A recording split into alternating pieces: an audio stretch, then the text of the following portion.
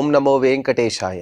కలియుగ ప్రత్యక్ష దైవమైన శ్రీ శ్రీనివాస పరబ్రహ్మ యొక్క దివ్యానుగ్రహ విశేషం చేత తిరుమల తిరుపతి దేవస్థానం వారు అనేక ధార్మిక కార్యక్రమాలు నిర్వహిస్తున్నారు. అందులో భాగంగా ప్రతిరోజు మనం శ్రీమన్ మహాభారతాంతర్గత అరణ్య పర్వలోని విశేషాలను యథాశక్తి తెలుసుకునే ప్రయత్నం చేస్తున్నాము. ఈనాటి ప్రవచన కార్యక్రమాన్ని మంగళ పద్యాన్ని పఠిస్తూ ప్రారంభించుకుందాం. నారాయణం నమస్కృత్య నరం చైవ నరోత్తమం దేవీం సరస్వతీం వ్యాసం తతో జయముదీరయేత్. శ్రీ గురుభ్యో నమః. హరి ఓం.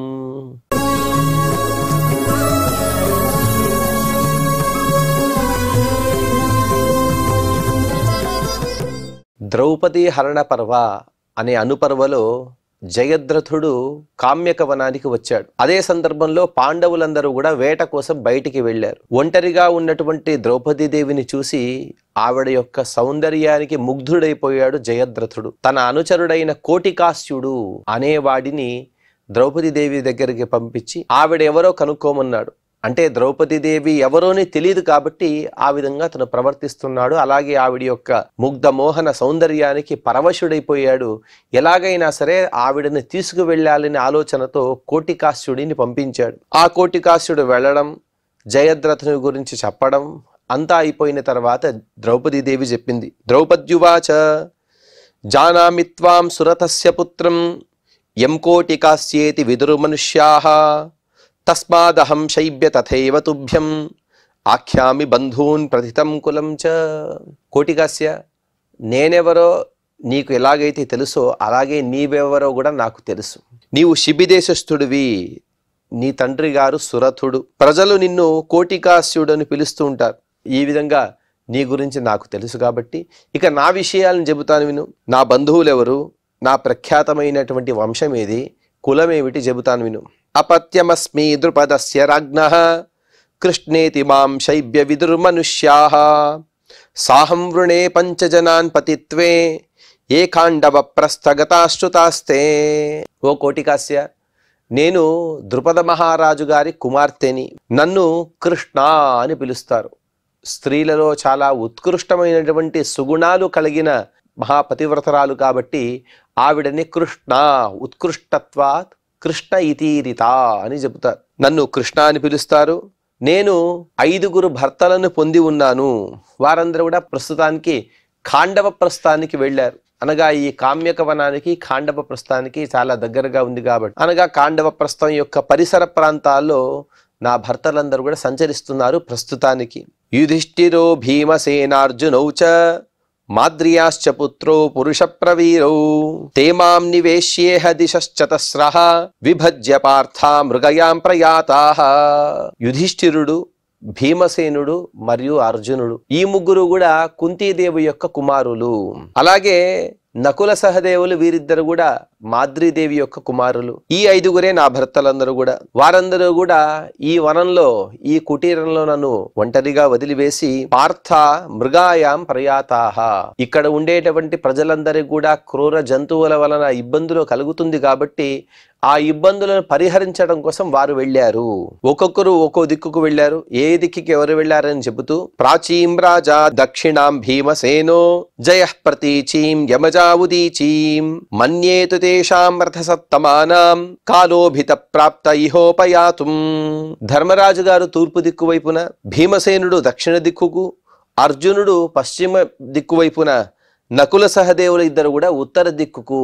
ఈ విధంగా 5 4 దిక్కులలో ఉండేటువంటి క్రూర జంతువులను సంహరించడం కోసం వెళ్ళారు. అలాగే వారందరూ కూడా త్వరలోనే ఇక్కడికి రాబోతున్నారు. అనగా వారు వెళ్ళి చాలాసేపు అయింది. ఇక వారు వచ్చేటువంటి సమయం ఆసన్నమైంది. సమ్మానిత యాస్య తతైర్యథేష్టం విముచ్య వాహ నవరోహయధ్వం ప్రియాతిథిర్ధర్మసుతో మహాత్మా ప్రీతో భవిష్యత్యభివీక్ష యుష్మాన్. అలాగే మీరందరూ కూడా బాటసారులుగా ఉన్నట్టున్నారు. ఎంతో దూరం నుండి ప్రయాణించి వస్తున్నట్టుగా నాకు అనిపిస్తోంది. అందుకోసం మీరు యథేచ్ఛగా మీరు ఇక్కడ ఉండవచ్చు. అందుకోసం మొట్టమొదటిగా మీ వాహనాలను, మీ ఆయుధాలను వదిలి మీ వాహనాల నుండి కిందికి దిగండి. ఎందుకంటే ధర్మసుతుడైనటువంటి ఆ ధర్మరాజుకి అతిథులు అంటే చాలా ప్రీతికరం. ఎప్పుడెప్పుడు అతిథులు వస్తారా, ఆ అతిథులను ఎంత చక్కగా సత్కరిద్దామని ఎదురు చూస్తూ ఉంటాడు. అటువంటి అతిథి సత్కార ప్రియుడైనటువంటి ఆ ధర్మరాజు గారి కుటీరానికి అదిగో మీ స్వాగతం. మిమ్మల్ని అందరి చూస్తే ఎంతో ఆనందిస్తాడు ధర్మరాజు గారు.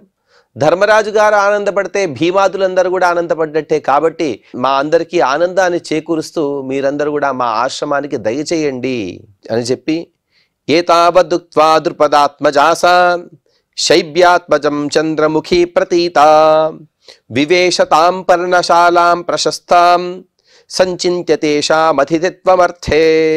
ఈ విధంగా అతనితో యథాలాపంగా మాట్లాడి సముచితమైనటువంటి గౌరవిస్తూ అతన్ని కూడా, అనగా దూతగా వచ్చిన వాడు ఈ కోటికాస్యుడు, ఆ కోటికాస్యుడికి కూడా సరిగ్గా గౌరవంతో మాట్లాడింది ఆవిడ.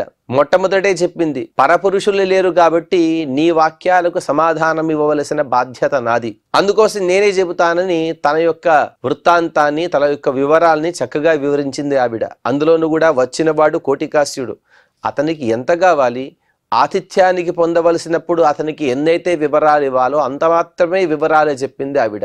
ఈ విధంగా తన వివరాలు చెప్పిన తర్వాత ఆ చంద్రుని వలె చక్కటి ముఖం కలిగినటువంటి ఆ ద్రౌపదీదేవి గారు ఆశ్రమం లోపలికి బయలుదేరుతూ, నాయనా ఓ కోటికాస్య, మీరందరూ కూడా రండి, లోపలికి రండి, మా ఆతిథ్యాన్ని స్వీకరించండి అతని స్వాగతాన్ని పలికిన తర్వాత తను లోపలికి వెళ్ళి వీరందరూ కూడా ఎటువంటి ఆతిథ్యాన్ని ఇవ్వాలి, ఎవరెవరికి ఏ ఏ పదార్థాలు కావాల్సి వస్తుందో అని ఆ పదార్థాలను తను సరిచేయడం కోసం, సిద్ధం చేయడం కోసం తను ప్రవృత్తరాలవుతోంది అని చెబుతూ ఇక్కడికి 266వ అధ్యాయాన్ని పూర్తి చేసుకుని ఇక 267వ అధ్యాయంలో వైశంపాయన మహర్షి గారు వివరిస్తున్నారు. వైశంపాయనువాచ తథాసీనేషు సర్వేషు తేషు రాజసు భారత యదుక్తం కృష్ణయా సార్ధం తత్సర్వం ప్రత్యవేదయత్. ఆవిడైతే తను ద్రౌపదీదేవి గారు ఆహ్వానించారు, కానీ వీరందరూ కూడా ఆతిథ్యం కోసం వచ్చిన వారు కాదు కాబట్టి వీరందరూ కూడా అలాగే ఆ రథాలపైనే, వాళ్ళ వాహనాలపైనే, అశ్వాలు గుర్రాలు వాటిపైనే వారందరూ కూడా కూర్చొని ఉన్నారు. కోటికాస్యుడు పరిగెత్తుతూ వెళ్ళాడు, ద్రౌపదీదేవి యొక్క వివరాలు తెలుసుకున్నాడు. ద్రౌపదీదేవి గారు ఆశ్రమం లోపలికి వెళ్ళారు. ఇతను పరిగెత్తుతూ తను జయద్రథుని దగ్గరికి వచ్చి ద్రౌపదీదేవి గారు చెప్పిన విషయాలన్నీ కూడా అతనికి వివరించాడు.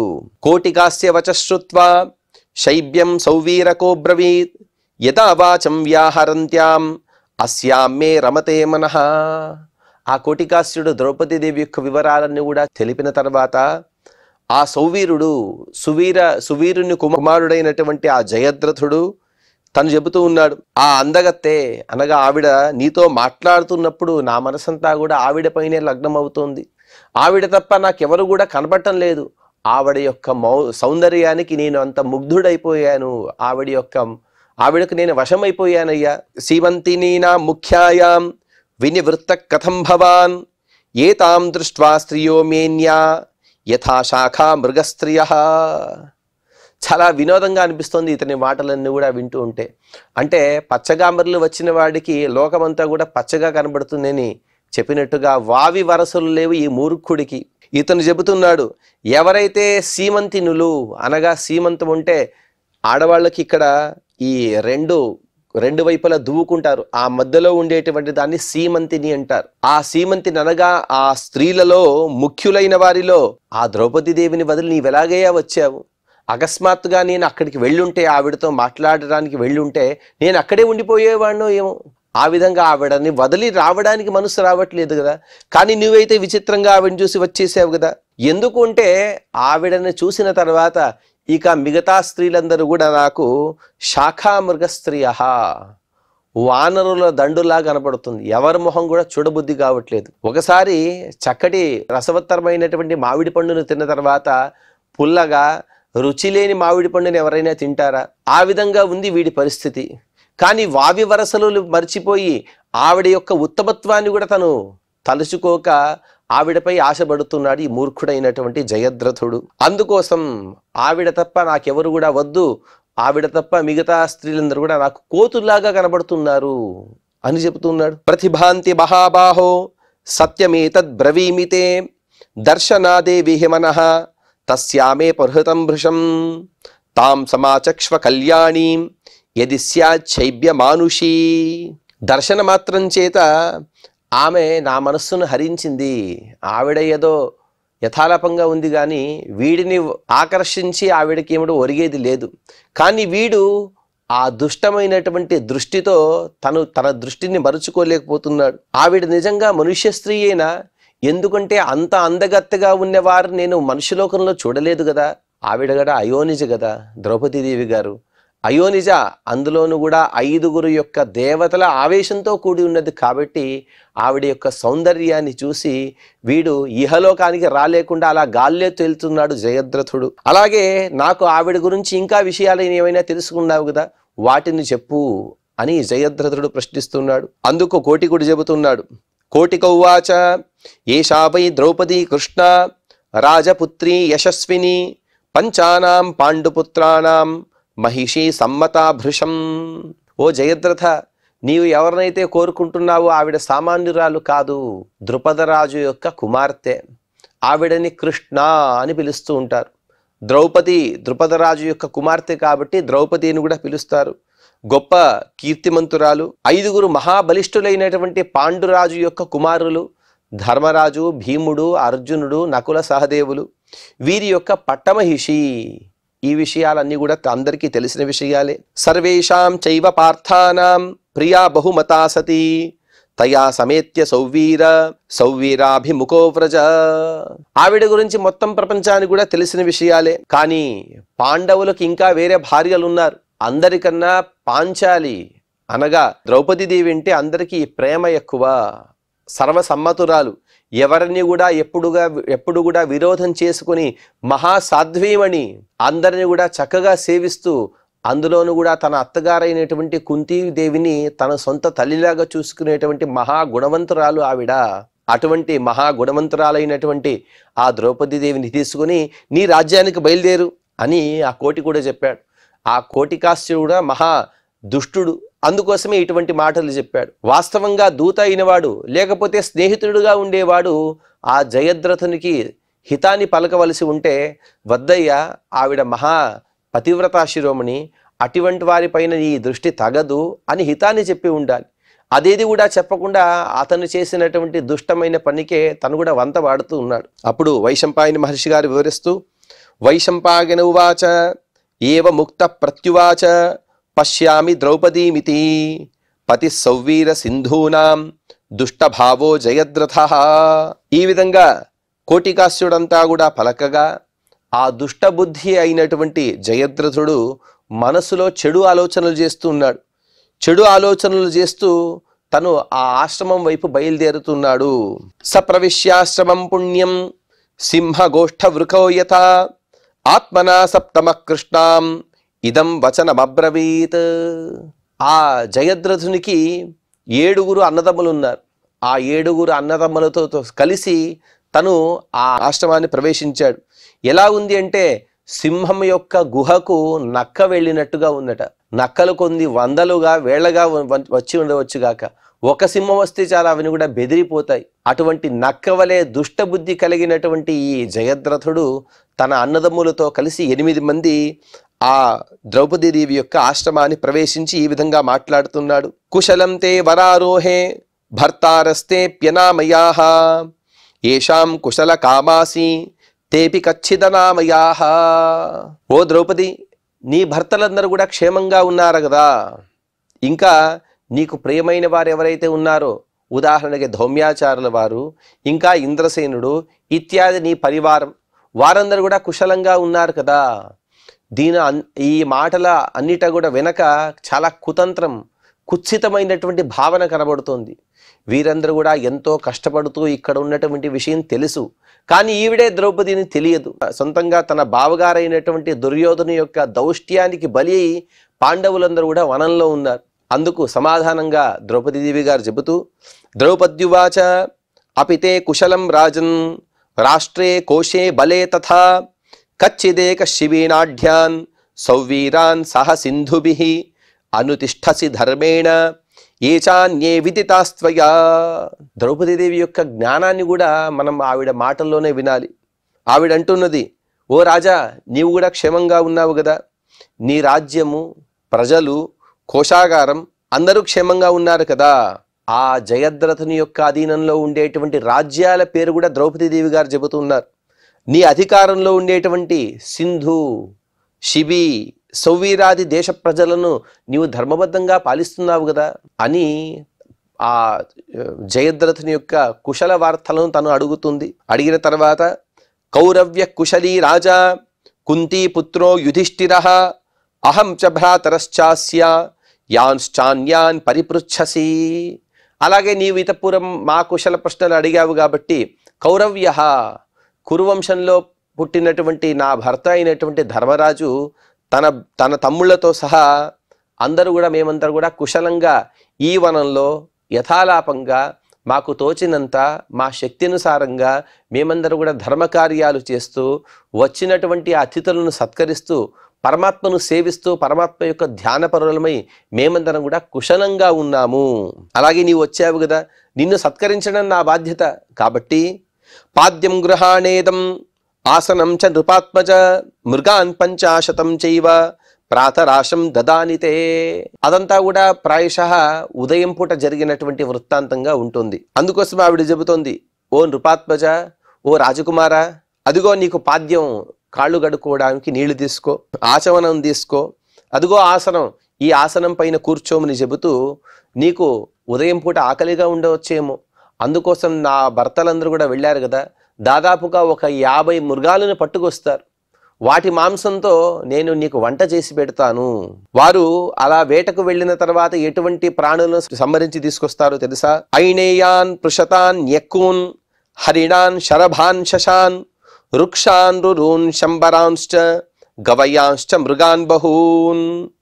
ఐనేయాన్ అనగా ఎలుగుగొడ్లు, పృషతాన్ అనగా దుప్పి, తర్వాత న్యక్కున్ అంటే అదొక ప్రాణి, అలాగే హరిణాన్ జింకలు, శరభాన్ ఇతపూర్వమే మనం తెలుసుకున్నాం, సింహాన్ని కూడా వధించేటువంటి గొప్ప సామర్థ్యం కలిగిన 8 కాళ్లతో ఉండేటువంటి పెద్ద జంతు అది, అలాగే శశాన్ కుందేళ్లు, వృక్షాన్ అనగా అడవి కోతులు, రురూన్ నల్లని చారలు కలిగినటువంటి దుప్పులు, శంబరాన్ అడవి ఎర్రని చారలు కలిగినటువంటి జింకలు, గవయాంశ్చ అడవి దున్నలు, ఇటువంటి అనేక మృగాలు, వాటితో పాటే వరాహాన్ మహిషాంశ్చైవ యాశ్చాన్య మృగజాతయః ప్రదాస్యతి స్వయం తుభ్యం కుంతీ పుత్రో యుధిష్ఠిరః. అడవి పందులు, అలాగే దున్నలు, ఇటువంటి మృగజాతులు ఏ వేటి వలన అయితే అడవి తన స్వరూపాన్ని కోల్పోతుందో, వాస్తవంగా అడవుల్లో క్రూర ప్రాణులు ఉండటం అనేది మంచిదే. ఆ క్రూర ప్రాణులు పెచ్చుమీరిపోతే మరీ అధికంగా ఉంటే వాటి వలన ప్రజలకైనా అడవి ప్రాణులకు కూడా ఇబ్బందే, తద్వారా అడవి మొత్తం కూడా అంతరించిపోయే ప్రమాదం ఉంది. కాబట్టి పరిమితంగా అవి ఎంతైతే ఉండడానికి అడవి సరిపోతుందో, ఎంత ఉండటం వలన అడవి శోభతో ఉంటుందో అంత మాత్రమే ఉంచి మిగతా వాటిని సంహరించి తీసుకురాబోతున్నారు. తీసుకువచ్చిన తర్వాత నీవు నీ సైన్యం అంతా కూడా చూసి ఎంతో ఆనందిస్తాడు నా భర్త అయినటువంటి ధర్మరాజు గారు. ప్రదాస్వతి స్వయం తుభ్యం, స్వయంగా నిన్ను అతనే సత్కరిస్తాడు. రాజసూయాది మహాయాగాలు చేసి అలాగే మహాబలిష్ఠుడైనటువంటి తన తమ్ముడు ఉన్నప్పటికీ కూడా అతిథి సత్కారాన్ని స్వయంగా ధర్మరాజు గారే చేస్తారు. ఆ విషయాన్ని ద్రౌపదీదేవి గారే చెబుతూ ప్రదాస్యతి స్వయం తుభ్యం కుంతీపుత్రో యుధిష్ఠిరః. నీకు ఆహారాన్ని కానీ పాద్య ఆచమనాదులు కానీ స్వయంగా ధర్మరాజు గారే చేయబోతున్నారు. ఈ విధంగా తన భర్తల గురించి, తన భర్తల యొక్క రాకను గురించి చెప్పిన తర్వాత అందుకు జయద్రథుడు మాట్లాడుతున్నాడు, దుష్టుడైన వాడు. జయద్రథ ఉవాచ కుశలం ప్రాతరాశస్య సర్వం మే దిత్సితం త్వయా ఏహి మే రథమారోహ సుఖమాప్నుహి కేవలం. జయద్రథుడికి వాస్తవమైనటువంటి పరిస్థితి తెలియటం లేదు.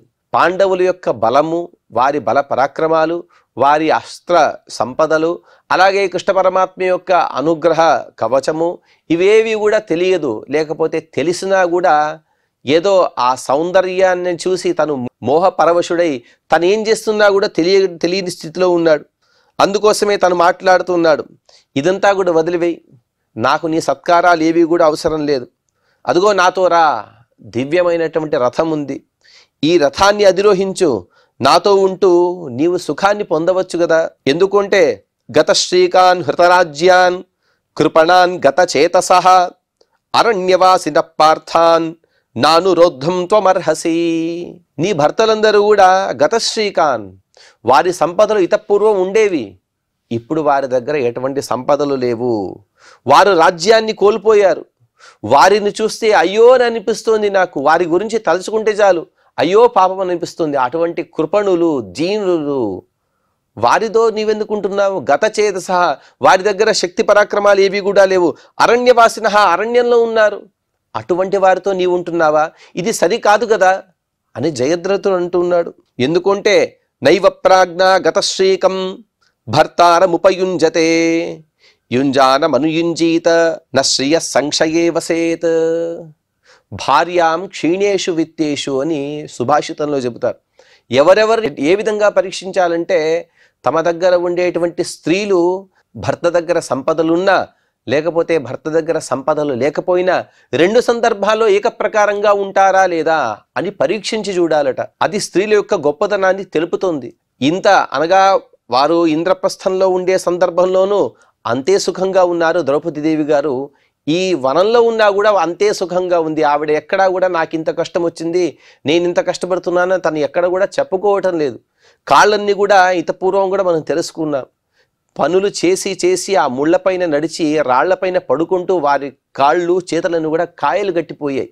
కానీ తన కష్టాన్ని ఎవరి ముందు చెప్పుకోకుండా, కష్టమనే అనుకోవటం లేదు, కష్టాన్ని చెప్పుకోవడం దూరం, నేను నా భర్తలతో హాయిగా ఉన్నానని తను అనుకుంటుంది.